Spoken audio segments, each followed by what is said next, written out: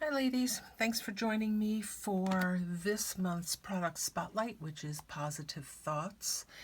I've really enjoyed playing with this stamp set. I didn't think I would, but I definitely love it. It's very versatile, and there's so many ideas on both Pinterest and YouTube. So some of these came from there, and some are versions of. So I hope you enjoy this month's cards. All right, so card number 1 is done. The cardstock is Pretty Peacock, and you have a layer that I've run through the tin tile embossing folder, which I just love this. All right, and I went ahead and sponged the whole thing and roughed up the edges. And I've sponged it with crumb cake, but you can do it as well with soft suede. Even a pale gray would work. Okay. You have a couple of different pieces in here. You have a smaller layer that sits right on top of this soft suede piece, and that's for your focal point here. I took the stamp set and I stamped in crumb cake on the background and did second and third generation. So stamp it once full ink, then move it, stamp it again, move it, and stamp it again without re-inking it. That'll give you that background. All right, you've got this piece of scrap. It's a taller piece of paper, and the leaves were stamped in Pretty Peacock and Fussy Cut. And by the time you see all the fussy cutting you get to do, you'll be happy to know that the dies will be in the new catalog starting June the 3rd, because that's the first thing on my purchase list. All right, so I stamped and cut out both the feather, which was done in crumb cake as well, and the leaf image, which looks a little like ginkgo leaves. You have a scrap of Pretty Peacock for the flower. And then you have a piece of vanilla for the inside. And I just did the leaves on the inside. All right, before placing the centerpiece down, I wrapped it 3 times with this copper twine braiding. It is discontinued, but it looked so pretty, and I decided to use it anyway. So you've got that in there. I wrapped that around 3 times, tied a knot, and then tied a bow. I stamped on the tag with soft suede.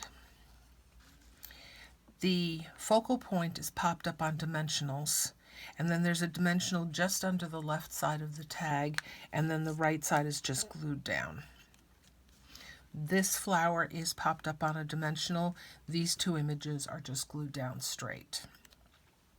You've then got 3 champagne rhinestones, which goes with the cording as well. All right, don't forget to do your envelope, either the front or the back, or both. All right, so that's card number 1. Let me get this all out of the way. All right, card number 2. I love this card. Oops. Why is it so fuzzy? There we go. I love this card. This is done with a piece of vellum. I would suggest stamp the vellum first. I used Old Olive ink on this one. You could use Pear Pizzazz as well if you're going to go with the colors that I chose. Stamp it and put it aside. It does take quite a bit of time for this to dry.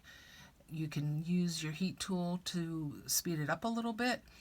You could even pour clear embossing powder over it and heat it that way. But please be careful, because the vellum does burn. But I just stamped it and let it sit. All right. So The card pieces are Pretty in Pink. I'm sorry, Petal Pink. Petal Pink card base.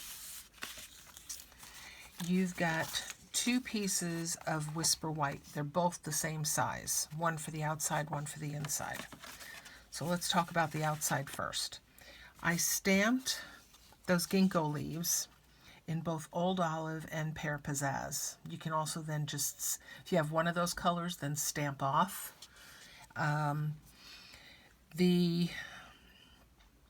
vellum is attached only under where this flower is. So I put several glue dots right in the center area and then put the vellum down on the white. And then take after you put the vellum on here, you're just going to wrap this around and tape it to the back. And then create a bow and adhere the bow with the glue dot. All right. The flower here, I inked it up in Petal Pink, and then I took a Flirty Flamingo marker and then just dabbed a little bit of the Flirty Flamingo, so you can see it's a little bit of a two-tone there. Okay, then you've got some rhinestones as well, which mimics the trim on the ribbon for the champagne color. All right. The inside, I did the same thing with the flower, stamped it in Petal Pink, and then took a Flirty Flamingo marker to it. And then I did the same thing for the envelope. Really pretty card. I love this. I think it's my favorite. Okay, that's number 3. Sorry, that's number 2. All right, number 3. We're going a little on the happy side. Okay, you've got in your kit Pear Pizzazz cardstock for the base. I've gone ahead and run your top layer white through the brick embossing folder. Love that. That just gets adhered down. Then you've got a stitched rectangle, and I used black ink to stamp the Friends Like You. You've got a square piece of scrap, and I stamped the, let's see, my notes. The feather, I'm sorry, was stamped in Smoky Slate. The ginkgo leaves in Pear Pizzazz, and I then stamped it also on the back, on the rectangular piece. I put the ginkgo leaves on here, and then stamped it separately on the scrap and fussy cut out the scrap. The flower is done with Flirty Flamingo and Poppy Parade. So I stamped it in Flirty Flamingo, and then I took a dauber and I daubed the Poppy Parade on top of it. The butterfly was done the same way. It was stamped in Crushed Curry, and then I took pumpkin pie and just used a dauber and edged around the outside of the butterfly. Used a black marker on the stamp itself for the center part of the butterfly as well as for his antenna. Okay, and then you've got a piece of linen thread, just tied a bow and adhered that with a glue dot. And then you have an entire pack of pearls, and I put 3 pearls on this card. All right. The ginkgo leaves, the flower, the butterfly, and the feather were all popped up with dimensionals. The rectangle was just glued flat. Okay. Inside, there's another butterfly.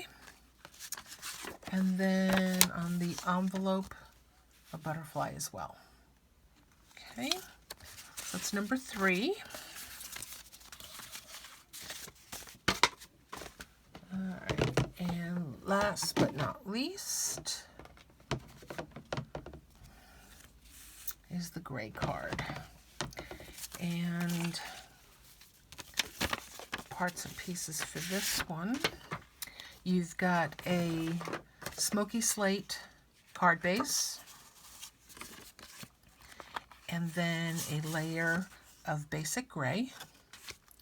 Now you have two whites. One white is smaller than the other. Okay, the smaller one goes on the basic gray as a layer.